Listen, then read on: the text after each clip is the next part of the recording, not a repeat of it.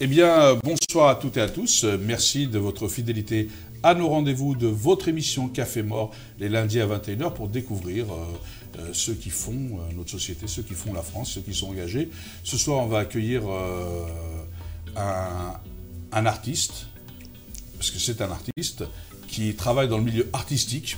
Je ne fais pas de répétition, mais il s'appelle Lelo Lucien, mais on le connaît plus sous le nom de Lucha Lelo. Lucha Lelo, bonsoir. Bonsoir. Bah, merci de l'invitation, déjà. Bah, déjà, comme toujours je le dis aux autres, c'est merci d'être venu, parce que sans vous, il n'y aurait pas d'émission.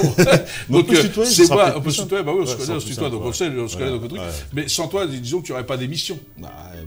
Mais sans toi aussi, on ne pourrait pas. Voilà, donc c'est pour ça que, en fin de compte, c'est l'émission, c'est grâce aux gens qui viennent et qui ont des choses à dire. Échange de bons procédés. Alors, qui est Lucha Lelo? Donc, t'es né où? De quelle origine?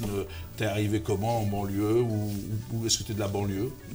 Lucha Lelo, déjà, c'est le fils de son père et le digne représentant de sa mère. Après, pour dire qui moi je suis vraiment, j'aurais pas de truc parce que je me regarde pas dans une glace, vraiment. J'essaie de vivre la vie telle qu'elle est tous les jours. Et je me dis, je suis vivant. Donc aujourd'hui, qu'est-ce que je fais pour que ma journée soit agréable et celle de mes proches, elle soit vraiment agréable? Après, moi, je suis né au Congo, Kinshasa, Zaïre plutôt. On va dire au Zaïre. L'ex-Zaïre, aujourd'hui, c'est le Congo-Kinshasa, voilà. Congo-Brazza, l'ex-Zaïre. C'est l'Afrique, pour nous, il n'y a pas d'échange là-dessus. Et je suis arrivé en Europe à l'âge de même pas 1 an. Donc, je n'ai pas connu du tout le Congo, le Zaïre à l'époque en tant que tel. On a commencé par la Suisse, puisque mon père était étudiant. Il a fait ses études là-bas. Et puis après, on est venu en Alsace, où j'ai grandi, en fait, en Alsace, en fait. Voilà. Alors, il y avait beaucoup de familles qui venaient d'Afrique en Alsace? Alors là, pas du tout. Moi, j'aime bien raconter cette anecdote, c'est que quand j'ai découvert l'homme noir, que j'étais noir, c'est quand je suis arrivé à Paris. Je me rappellerai toujours de cette scène. J'arrive au Grand Rex, c'était une soirée hip-hop. Donc moi, j'aimais bien la musique, etc. Et je rentre dans la salle et je vois alors des noirs, des grands, des balèzes, des filles. Et je me dis, waouh! Il y a beaucoup de noirs en France aussi. Et donc en fait, je connais des gens et je suis noir aussi. Voilà. C'est là vraiment ma première rencontre avec ma couleur noire. C'était là. Et pourtant, on dit toujours que l'Alsace est un pays assez raciste, mais j'ai pas ni subi ni vraiment connu le racisme. J'ai eu peut-être des petites histoires où on pourrait dire que quelqu'un a été désagréable avec moi. Mais ce n'était pas du racisme du style sale noir, retourne chez toi ou des choses comme ça que j'ai découvert plus en région parisienne. C'est marrant quand tu dis j'ai découvert que j'étais noir, tout ça, tout, parce que, alors, moi je connais l'Afrique, pour moi, il n'y a pas, c'est des Africains d'abord, la couleur de peau importe peu, et il n'y a pas de comparaison, par exemple, entre un Congolais, un Sénégalais, un Sud, parce que c'est comme si tu disais, je suis blanc, et donc tous les blancs sont pareils. Voilà, et c'était pas ça. C'est le comble du racisme, ça, non? En plus, quand je dis ça, c'est vraiment ça, c'est que j'ai pris conscience que j'étais noir. Moi, mes voisins de palier, c'était des Algériens marocains. Je vivais avec des blancs, des noirs, on vivait tous ensemble. On savait que nos parents venaient d'Afrique. Nous, on n'avait même pas de discussion de savoir si on était étrangers ou pas. C'est nos parents venaient d'Afrique et on vivait tous ensemble. J'avais des amis feuges, turcs. Moi aussi, je viens d'Afrique. Voilà, mais voilà, c'est ça. Pour moi, c'était les gens souvent. L'Afrique est noire, l'Afrique, c'est l'Afrique. C'est l'Afrique, voilà. Et il y a des gens qui sont plus gris, plus blancs, voilà, qui sont au nord, qui sont au nord de la l'Afrique ou truc. C'est l'Afrique, mais on est tous africains. C'est pas une couleur de peau, l'Afrique. C'est un continent, non? Exactement, c'est un grand continent, un très beau continent. Et dommage parce que on le dépeint souvent mal. Moi, je trouve que quand même, pour en revenir, quand je suis arrivé à Paris, quand je pointe cette date-là, c'est parce que j'ai dit c'est là où j'ai découvert le racisme et les communautés. Moi, pour moi, les communautés, avant, c'était quoi? C'était les Italiens, les Portugais, les Espagnols. Ouais. C'était vraiment très communautaire. C'est-à-dire qu'on ne pouvait pas rentrer là-bas facilement. On rentrait plus chez les Juifs. J'avais des amis juifs, j'allais manger chez eux, et chez tous les autres Africains. Et on peut dire aussi chez les Alsaciens, parce que les Alsaciens, quand ils vous adoptent, vous avez la porte assez ouverte. Et moi, j'avais beaucoup d'amis, on va dire, italiens, portugais, espagnols, et c'est là où ils étaient beaucoup plus fermés. Oui, beaucoup plus fermés. Bizarrement. Bizarrement, alors que c'est aussi des migrations, des vagues. Est-ce que c'est le dernier qui est rentré qui veut fermer la porte au suivant? Non, c'est bizarre. J'ai jamais compris ça, en fait. Et c'est en arrivant vraiment à Paris que là, j'ai découvert, tu es noir. En plus, tu viens d'une banlieue, de catégorie populaire ou pas. Je me suis dit, mais attendez, moi je... Parce que tu n'as pas de la banlieue, voilà. de la province. Je viens d'Alsace, moi je suis un provincial, je ne comprends même pas ce que vous êtes en train de me raconter là. Je viens d'une cité, non mais parce que là où tu habites, en fait, c'est un endroit où les gens vendent de la drogue ou du machin, donc... mais alors... Ouais, on a un peu des images un peu faites des quartiers alors que c'est un lieu de vie d'abord avant tout, non? Voilà, moi quand je prononçais le nom de la cité d'où je venais, donc c'était l'abbaye à Créteil, les gens me disaient mais ça se passe bien, il n'y a pas de problème. Je dis mais je descends en bas, les enfants ils jouent, on a un parc, on a des trucs, on n'a aucun problème de violence, en tout cas ça je parle de ça à l'époque. Puis moi j'ai commencé, je viens d'Alsace, j'ai atterri à Choisy-le-Roi et après on est parti à Créteil et depuis j'ai pas quitté 94 et j'ai jamais vraiment... Je dis Créteil, en tout cas, à l'époque, on appelait ça Hollywood. C'était Miami. les autres cités, c'était compliqué, mais Créteil, c'était Miami. C'était du tourisme. Les gens, quand ils venaient chez nous, ils disaient « Ah, vous avez des superbes filles, vous avez un super centre commercial, etc. » Et quand j'ai découvert un peu le militantisme, c'est là où j'ai un peu voyagé en Île-de-France.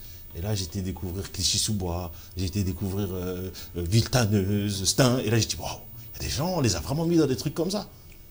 Ouais, alors tu vas nous en parler parce que le but de l'association artistique, alors c'est quoi? Alors, donc explique-nous, est-ce que tu es sur cette association depuis que tu es arrivé à Choisy, je crois? Moi, j'avais commencé avec une association que j'avais montée qui s'appelait Adencast, une oasis dans le désert. Cette association, elle a commencé, en fait, c'était pendant la période des expulsés de Cachan, qui était une grosse affaire dans le 94, on regardait ça à la télé. Et je me suis fait une réflexion. Je suis arrivé, je dis à ma mère, ah voilà, encore des immigrés qui vont nous foutre la honte, tout ça, machin. J'écoute cette phrase et je dis, bon, ça se passe à 2 pas de chez moi, on va y aller. On va aller voir ce qui se passe là-bas, comment est-ce que les familles vivent, etc. Et pourquoi est-ce qu'il y a ce grand problème. Et quand on arrive là-bas, on découvre en fait des familles françaises, des familles avec carte de séjour. Sur tout le lot des gens qui avaient là-bas, il devait y avoir 2% qui pouvaient être expulsables tout de suite. 5% on pouvait discuter leur cas pour leur donner une régularisation parce qu'ils travaillaient. Oui, et puis c'est surtout qu'au niveau humain, on n'excuse pas les gens comme ça. Mais jamais. Donc ça veut dire que nous, quand je suis parti là-bas, puisque j'ai un de mes cousins qui faisait Yamakasi, et puis on avait notre groupe de danse, etc. On nous invitait au Bataclan, avec tout le gratin, un chanteur, pour essayer d'aider les familles, etc. Et on nous avait invités à manger juste à côté du Bataclan. Et à un moment donné, le bus des gens de Cachan arrive. Et là, ça m'a fait une scène comme quand j'étais à l'école, quand on m'a parlé la première fois des camps de concentration, des trains de la misère. On a vu des gens descendre amoindris, tout ça. On s'est tous regardés, pas un bruit, on a laissé les assiettes et on est rentré dans la salle. On devait faire un show ce jour-là. On s'est assis dans la salle et on n'a rien dit, on a juste écouté en fait. Et on a écouté les familles qui nous expliquaient, qui disaient voilà, moi je travaille tous les matins, je me lève à 6 h du matin, je fais ça, je fais ci. Là on dort dehors, on dort...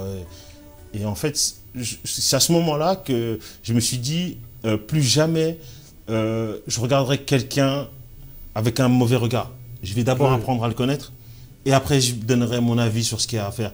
Et j'ai insisté à ce moment-là, je me suis dit, il faut qu'on fasse quelque chose. Même si on ne peut pas changer l'image que les autres ont de nous, nous, entre nous, on doit travailler ensemble pour essayer d'améliorer les choses, quoi, et de faire avancer les choses, voilà. Ouais, parce que le nous, c'est la société française, c'est faire société, Exactement. quelles que soient nos diversités. D'ailleurs, loin de me nuire, tu m'enrichis quand on est dans l'échange. Et tu as raison, de toute façon, on ne connaît pas, c'est une phrase d'ailleurs de Nelson Mandela, qui disait, pour un truc, il faut dialoguer. Exactement. Si tu veux trouver une voie, il faut forcément se parler. Exactement. Et donc, si on ne se parle pas, on ne peut pas... on peut pas se connaître, on peut pas se connaître et on ne peut pas avancer. C'est pas possible, c'est pas possible. Et donc, quand on a commencé cette association-là, on est vraiment parti sur sur cette idée-là. Donc on a fait, de commencer par les expulsés de Cachan, on a fait les Souliers du Cœur à Bercy, on a fait les tentes quand il y avait Augustin Legrand.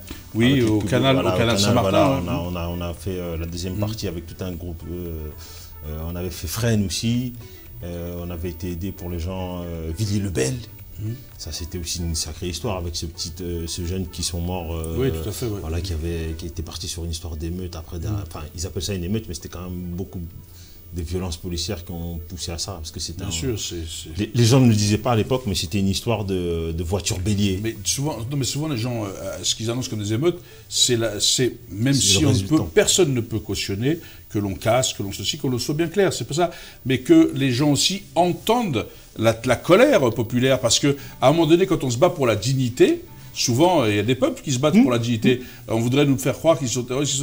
Enfin, bien sûr, on condamne tous la violence, mais il faut condamner aussi ceux qui la génèrent. Ceux qui la génèrent. Mais en plus, ce qui est quand même fou, quand même, c'est que les gens oublient une chose, c'est qu'on est quand même dans un pays révolutionnaire. Il y a quand même la Révolution française. 1789. 1789, oui. ils ne se sont pas faits en rigolant, en chantant le champagne, etc. Il y avait à un moment donné une situation qui leur a déplu, et ils ont dit, bah, nous, stop, on va dans la rue et on fait ce qu'on a à faire.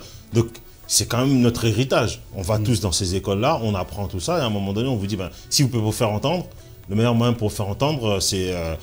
non, pas pour vous faire entendre, pour vous faire prendre au sérieux, c'est quand vous cassez. Dès lors que vous cassez, là, on vous prend au sérieux. On vous dit, bon, asseyez-vous autour de la table, qu'est-ce qu'on fait? Alors, on peut aussi être pris au sérieux en manifestant pacifiquement. Oui, quand on est nombreux, le nombre fait que c'est important, non? Mais alors, pour reprendre un peu sur mon parcours à moi, parce qu'on a fait vraiment beaucoup de manifestations. Et je me souviens que le jour où j'ai arrêté de manifester, ça a été lorsqu'il y a eu Vincent Auriol. On se retrouvait tous là, il y avait on était vraiment beaucoup. Et j'ai regardé tous ces gens-là, et je leur ai dit, mais les gars, on va marcher jusqu'à quand, en fait?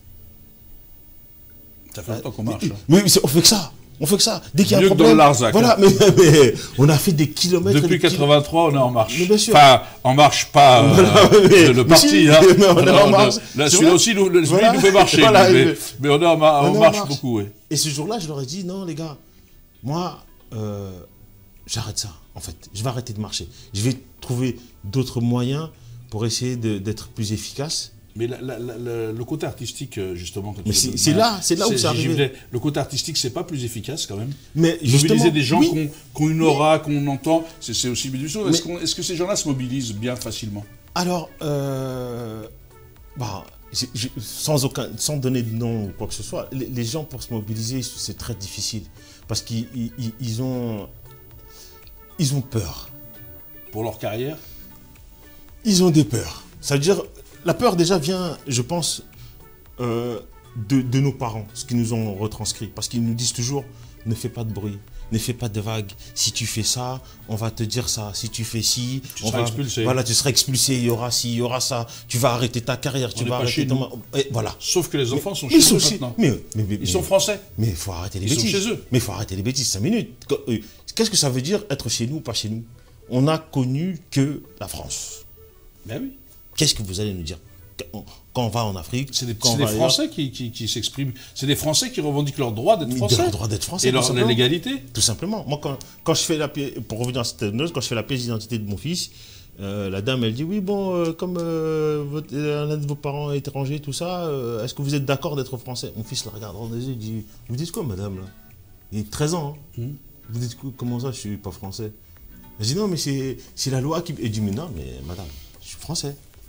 Ben oui, la loi. Je suis né en France, je suis français, c'est la loi, madame. Pourquoi? Parce que vous voulez me demander si je veux devenir français. Je ne peux pas être autre chose que ce que je suis là. Ben oui. Donc c'est fou, ça. C'est cette paranoïa, en fait. C'est tout ça qui fait que ce mélange-là, on ne comprend plus tellement où on doit en venir avec tout ça, en fait. Et je pense que c'est vrai qu'aujourd'hui, l'artiste, et ça, vraiment, il faut qu'ils en prennent conscience, c'est important qu'ils parlent. On ne demande pas de prendre position, mais on demande de parler. Alors moi, ce que je ne comprends pas, par exemple, aujourd'hui, quand on a un artiste blanc, français, pas un artiste noir français ou noir français arabe, qui parle, on dit toujours il est engagé, militant. Et quand c'est un artiste noir, on dit « Oh, qu'est-ce qu'il dit encore, lui? Il veut nous sortir la théorie de... On vous parle mal, de l'esclavage, de misérabilisme, voilà, des quartiers, assignation à résidence. Voilà. Lui, il n'a plus le droit de parler, il n'a plus le droit de constater ce qui se passe, parce qu'il est français, mais de couleur. Donc, il a moins de légitimité que l'artiste blanc qui dira bah moi je fais des maraudes, j'aide les sans-papiers, je milite voilà. Mais pourquoi est-ce que moi je le dis, c'est le problème qu'on a aussi dans ce pays, je ne sais pas si c'est d'accord, c'est que les gens n'acceptent pas qu'on peut être français avec des origines, alors qu'ils l'acceptent que quelqu'un est d'origine de Bretagne. Si vous êtes d'origine breton, et que j'aime beaucoup, la Bretagne que je salue, qui est ce truc, qui était ils ont eu le premier maire noir en plus en Bretagne. Kofi, exactement. Salue, mon ami Kofi, mais c'est vrai que c'est fou, c'est-à-dire que on a le droit parce que c'est bien d'être attaché tout ça. Maintenant, quand on est originaire d'Afrique, si on est attaché à l'Afrique, on est douteux. Alors qu'on est français et qu'on nous a appris les droits de l'homme, l'universalisme, l'internationalisme, c'est ça le combat, non? Exactement. En plus, toi tu cites les Bretons, mais on peut parler des Basques, qui eux sont attachés à l'Espagne, et on peut parler des Corses, qui eux, c'est les Auvergnats. Donc, même l'Alsace, c'est un endroit où ça parle allemand, mais ça choque personne. C'est-à-dire qu'à un moment donné, mais... Il n'y a pas à choquer, on veut faire l'Europe, donc on ne va pas choquer les gens. Voilà. Donc pourquoi est-ce qu'aujourd'hui, on devrait toujours catégoriser et dire, voilà, parce que toi, tu viens d'Afrique, alors tu n'as pas le droit de parler. C'est moins légitime, ta parole est moins légitime, ou alors on veut délégitimer ta parole, non? Exactement.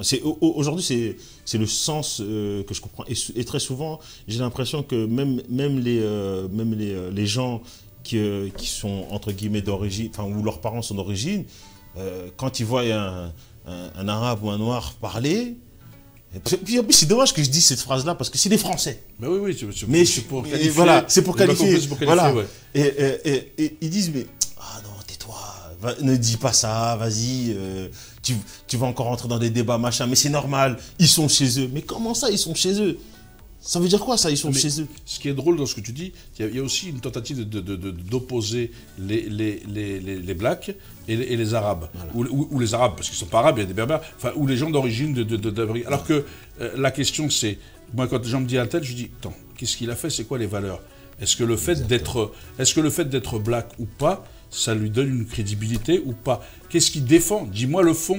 Est-ce que le fait d'être... moi, c'est truc, il faut être juste. Qu'est-ce qui est juste?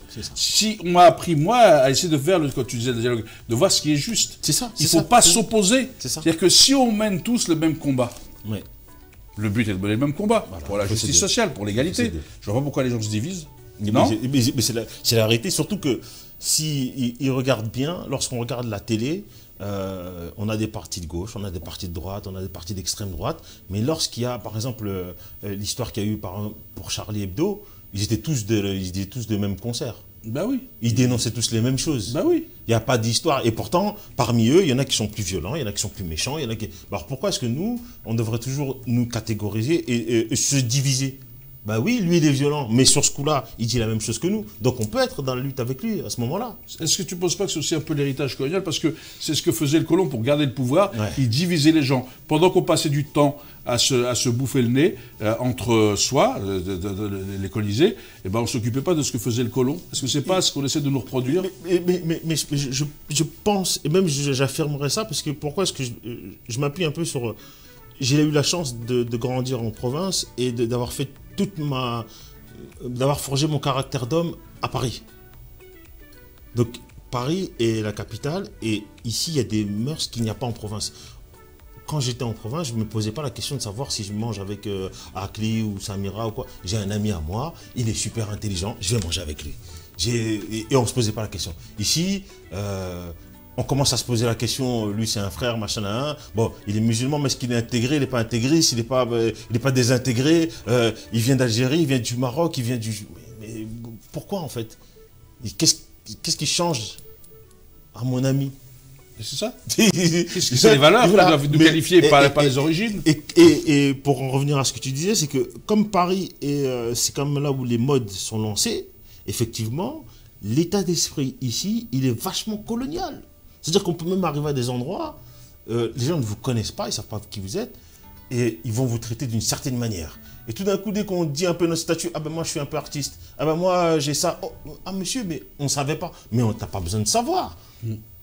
C'est ça, c'est des assignations à résidence permanente. Tu n'as pas besoin de savoir ce que je fais, qui je suis, pourquoi est-ce que je suis là. Non, je suis un client comme tous les autres, puis tu dois me traiter comme voilà. une personne, d'égalité. Voilà. Et donc, ce travail que vous faites avec l'association artistique, c'est quoi alors le travail? Parce qu'on va parler quand même, je sais que vous faites des choses sur Créteil déjà.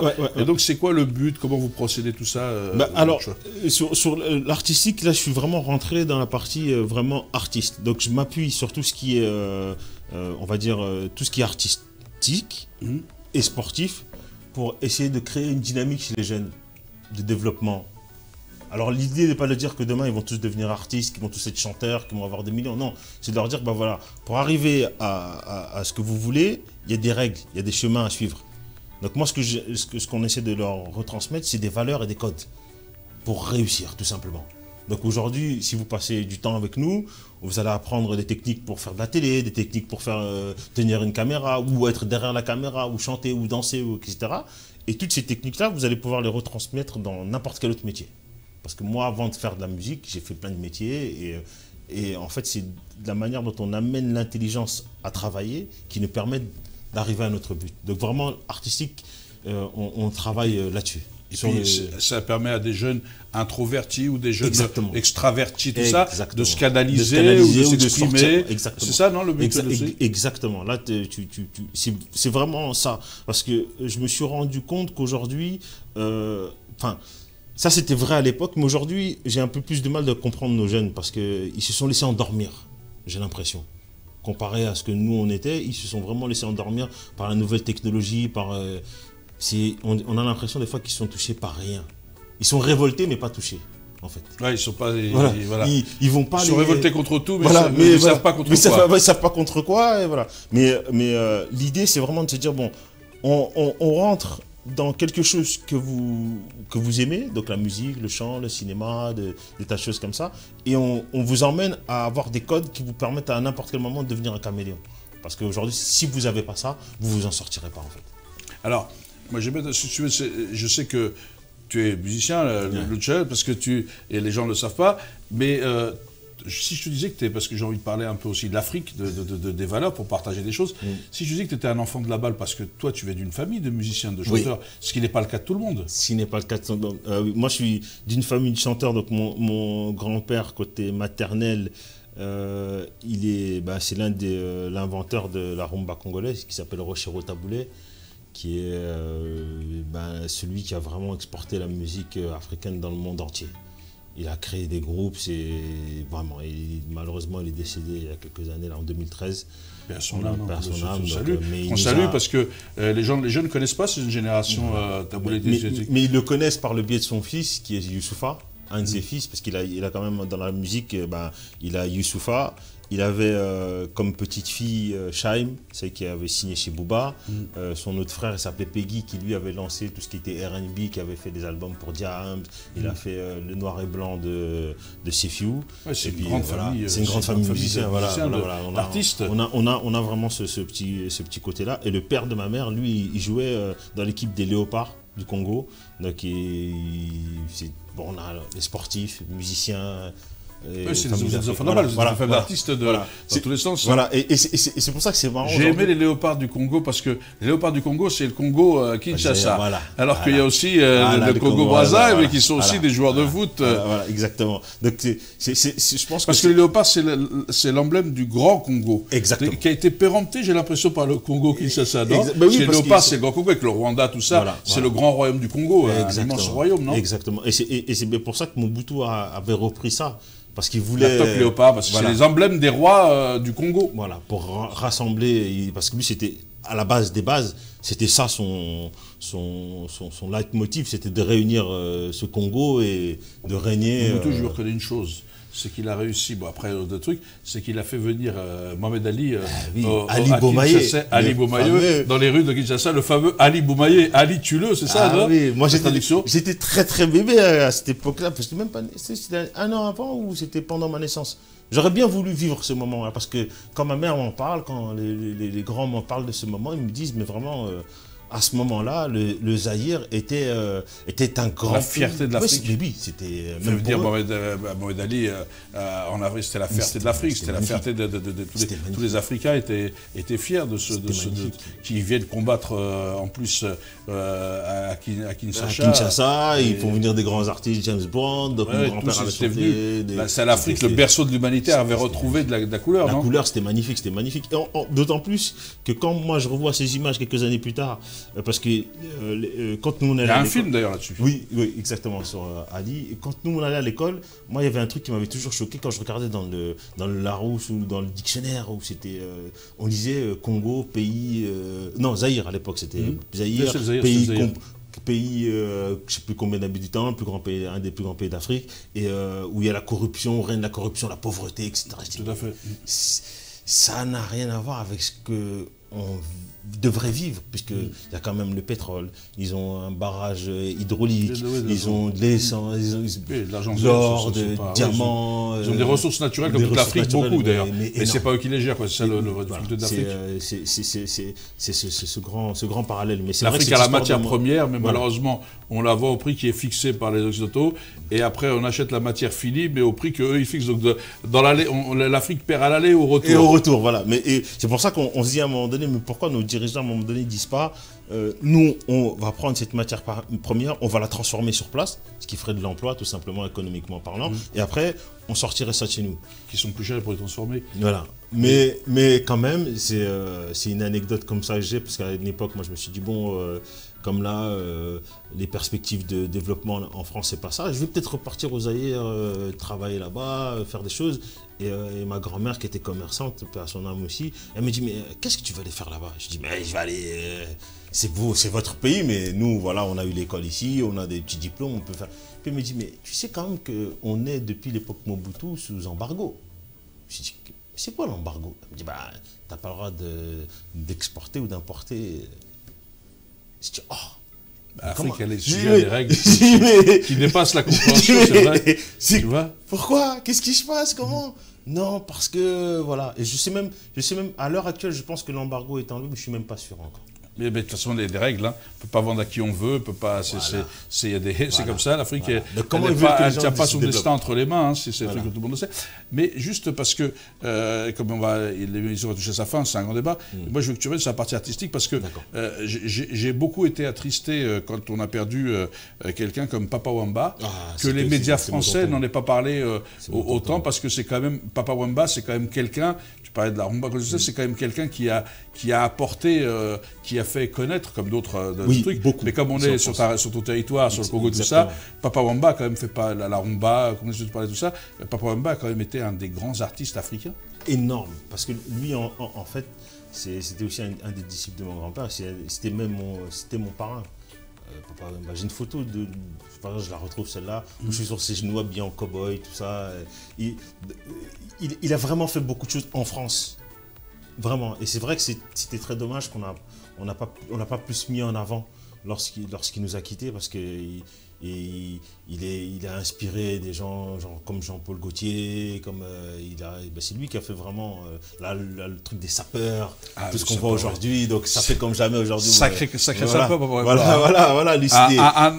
Un artiste sur scène, il y avait autant le spectacle musical que la sape, la classe de... Oui, c'est lui qui a développé les chiffres d'affaires de Vuitton, de Gucci, de Yamamoto, tout ça, Jean-Paul Gaultier.